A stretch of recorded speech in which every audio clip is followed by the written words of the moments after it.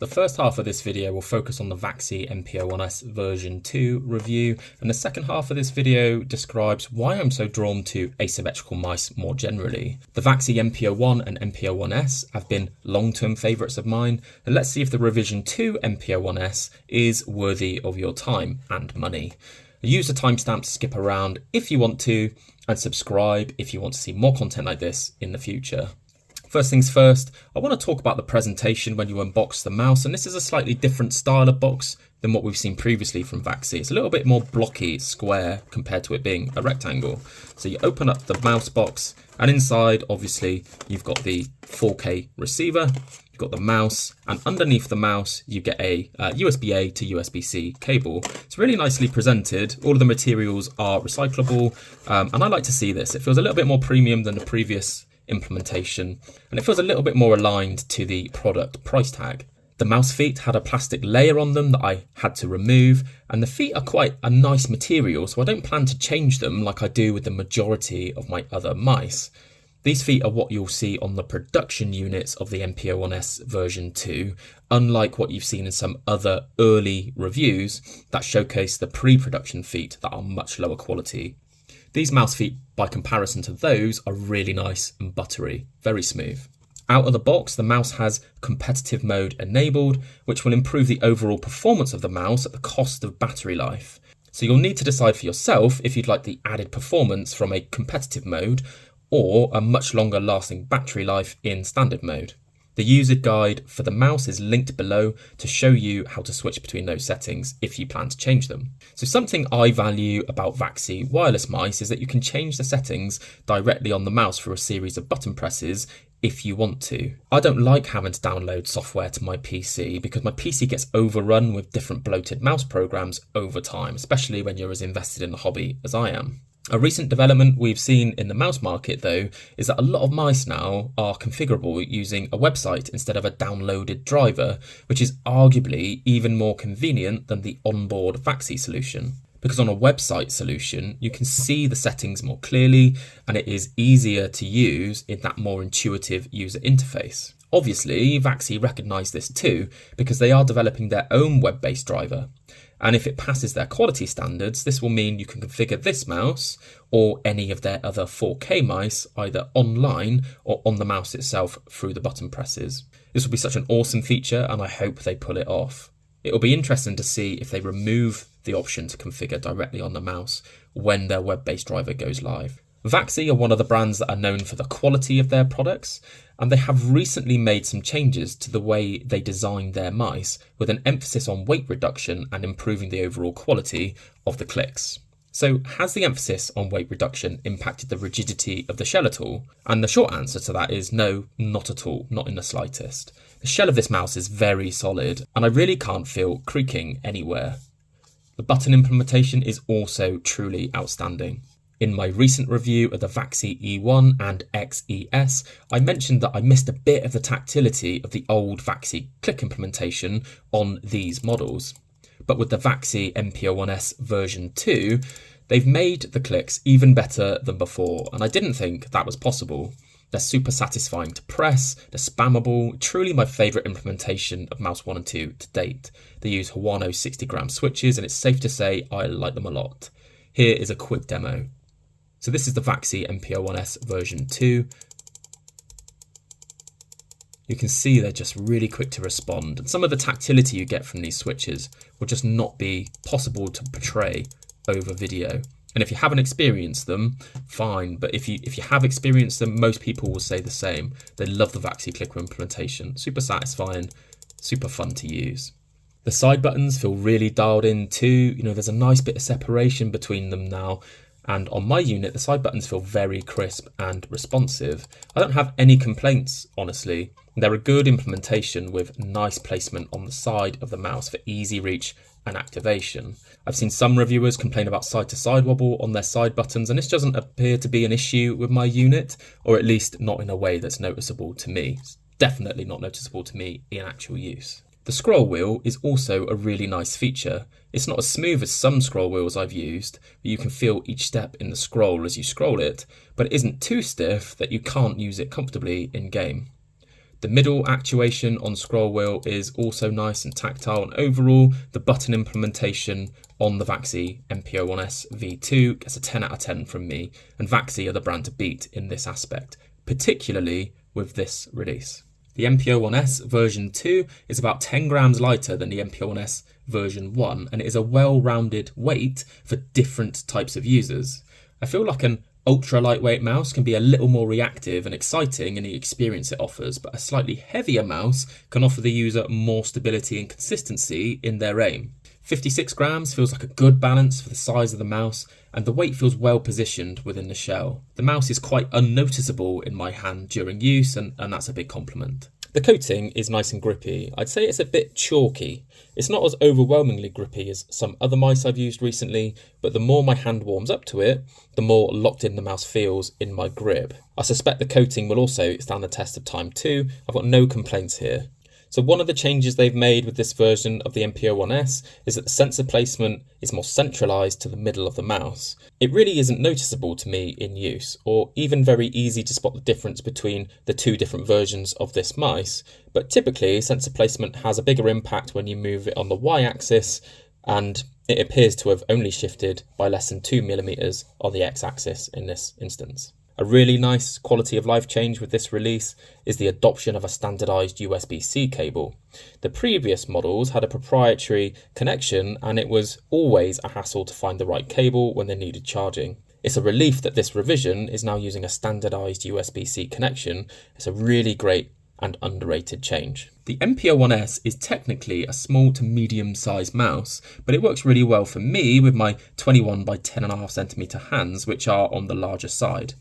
It is marketed as a compact, low-profile design that suits agile users, and what this means is that it isn't designed to press up and out into the extremities of your hand, and instead it's intended to be able to manoeuvre around in your grip with ample anchor points for your thumb and fingers. So before I go into the weeds of shape and why I like this mouse so much, which is the second half of this video, I think if you have larger hands and you like using smaller mice, then the NP01s V2 will be great for you. I think you will absolutely love this thing.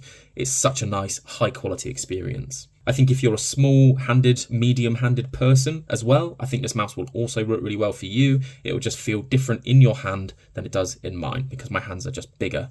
But bear that in mind, I think this is a really versatile mouse for all different hand sizes, and I'll explain why I like asymmetrical mice so much in the next section of this video, titled Why I Like Asymmetrical Mice So Much. So I'm going to share a lot of detail with you now, and I'll try to explain why asymmetrical mice work so well for me when compared to symmetrical or ergo mice, and maybe the points I raise will be relatable for you and help you decide if an asymmetrical mouse is worth picking up. So there are many different aspects to mouse design, and enthusiasts of the hobby very often debate the equity of each aspect in question, trying to determine which elements are more important than others. They typically break it down into the following categories: shape, button implementation, weight, technical specification, aesthetics, and so on and so on. My main observation for myself personally, after reviewing mice for 2 years, is that shape is the prime element that determines how much I like a mouse. And a subset of shape, which is really underrated, is comfort. If I am comfortable using a mouse, it goes completely unnoticed in my hand. It doesn't distract me at all, and I'm not always fiddling with or resetting my grip, fussing over mispressed buttons or anything like that, and it allows me to focus entirely on my gameplay, and thus my performance is typically consistently good. In terms of how I grip my mice for maximum comfort, if I feel any tension in my fingers, knuckles or wrist, I typically avoid holding the mouse in that way for any extended period of time, because I know eventually it will end in some form of minor injury. This approach to my grip means that I gravitate towards a relaxed claw, palm or fingertip grip, and I'm not suggesting these are the best grips for professional gamers where maybe a more aggressive grip style is prevalent, but it's what I have found to be comfortable for me. So before I share my experiences with different types of mice, just know that I am someone that enjoys variety, and although I have preferences, I often stray from them for fun and to challenge myself. So I play with all of these different mice shapes, but I'm just trying to explain why I find asymmetrical mice work best for me. So the final disclaimer I'll offer here is just know that this is a massive generalization of asymmetrical, ergonomic, and symmetrical mice, because I can't go into detail on all of them. For those that don't know, a symmetrical mouse has the same shape on each side. The left side is like a mirror of the right side. They're both the same on both sides. So my experience playing with symmetrical mice is that the thumb side of the product often lacks any real ergonomics, and the right-hand side of the mouse is not always ideal or perfect for a relaxed claw or palm grip, at least in my opinion. I often have an air gap between my fingers and the side of the mouse, and generally a symmetrical mouse can feel like a blank canvas. Something that offers lots of flexibility in grip approaches, but something that ultimately my hand has to adapt to and work hard to work well with. So I started my hobby with symmetrical mice and then moved on to ergonomic mice because on paper they appeared to fix some of the issues I have with symmetrical mice for the way that I wanted to hold them. So ergonomic mice are essentially mice with a slow climb up the back of the mouse to a mid slanted hump with what I'll refer to as a finger shelf on the right hand side of the mouse, and a more ergonomic focus on the thumb side of the mouse, offering tons of support. So my experience with ergonomic mice is that over time I tend to have to position my ring and pinky finger knuckle a little lower than I would like to make contact with the hump. And again, this isn't a problem, but it introduces slight stress into my hand, and therefore I tend to try to avoid it when I can. The addition of the finger shelf and the thumb ergonomics are welcome, but the super supportive style of some ergo mice means that these ergonomic areas can be quite intrusive into areas of your hand that might be used to make aim adjustments on other mice. And they're almost offering so much support that it can be, in certain situations, detrimental to your aim because the shape gets in the way. Again, I'm generalizing here for efficiency, and this is just my experience. So when using ergonomic mice, I also miss the more prominent and level hump of the symmetrical mice I moved away from. To be clear, I do love ergonomic mice, but I'm talking about the minor nitpicks here that led me on to my favourite shapes, the asymmetrical options, which I think encapsulate the best parts of both worlds. So onto asymmetrical mice then, and these shapes are typically more focused on thumb and finger ergonomics on both sides of the mouse, but the ergonomics aren't quite as exaggerated or elongated as I described some ergonomic mice to be. They also often focus their humps a little bit further back in the mouse, and this is what really sets them apart from the ergonomic mouse category. The hump sitting further back prevents my knuckles from sinking too deep in my grip, and I retain all of the features of the ergo mouse that I enjoy, specifically the added stability for my thumb and the finger shelf on the right hand side, offering great anchor points for different grip styles. My fingers are fully supported at all points in this mouse, in a relaxed claw and palm grip, but my aim isn't compromised in any way because these parts of the design are more compact. The finger shelf on an asymmetrical mouse also allows me to use more aggressive grip styles than I could on other mice because the finger shelf comes out to meet the fingers that I often put under stress when aggressively clawing other shapes. The back hump offers a really nice reference in my grip as it's steeper than an ergo hump and it plants itself neatly in my palm. I get a lot of contact in my thumb and pinky knuckles because of the way that the asymmetrical elements flare out. Specifically on the smaller NP01s V2, while the back of the mouse flares out to make contact with your hand, the front half of the mouse is comparatively really thin, and this means the mouse feels precise at the front and very controllable at the back, complementing the way that I naturally want to grip it. So even though my hands are quite large at 21 by 10.5 centimeters, the NP01s is the perfect size for my unique relaxed grip, and I can use this for hours without any fatigue and while also performing at the top of my game, despite the mouse being technically a small medium mouse. And how I hold the mouse in this grip is I just push the mouse further forward in my hand, basically just into my fingers and knuckles. And it's like a palm grip, except I don't really have any palm contact. I wrap my thumb around the shape of the back of the shell and gently press the mouse with my thumb into my ring and pinky fingers on the other side. With this mouse, I hook my ring fingertip into what I'll refer to as the knot at the end of the button bumpers. It has this brilliant little flare at the top end of the bumper that doesn't continue all the way down the side of the mouse. It reminds me kind of like a knot at the end of a piece of string. I get a lot of contact with my thumb knuckle, my ring finger and my pinky knuckle, and it feels very good for me personally. And a side effect of me pushing the mouse further forward in my hand is that the sensor sits nicely forward in my fingers too, which is a personal preference. It just helps make the mouse feel a bit more responsive and in some ways counters the lack of finger range I get while in this grip. I feel very consistent in this grip and get an abundance of stability because of the way it fills all of the gaps in my hand. You know, this grip is honestly at odds with the way that the NP01s V2 was designed for, and it was intended to be low profile, very manoeuvrable mouse. And if I use this mouse in aggressive claw, that design philosophy plays out really nicely with the experience it offers. The hump being a bit lower allows you to move it around without too much stickiness to your palm. And I love the NP01s V2 shape. It only comes second to my NP01, which I've claimed is my main since it arrived almost a year ago. The difference between the NP01 and the NP01s is the width and the height.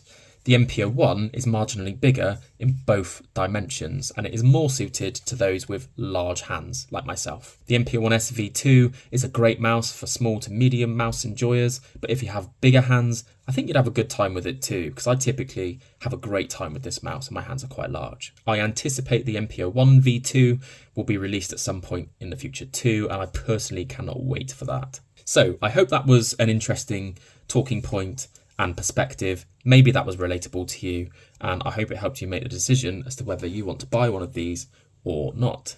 All right, thank you so much for your time. Catch you in the future. Peace.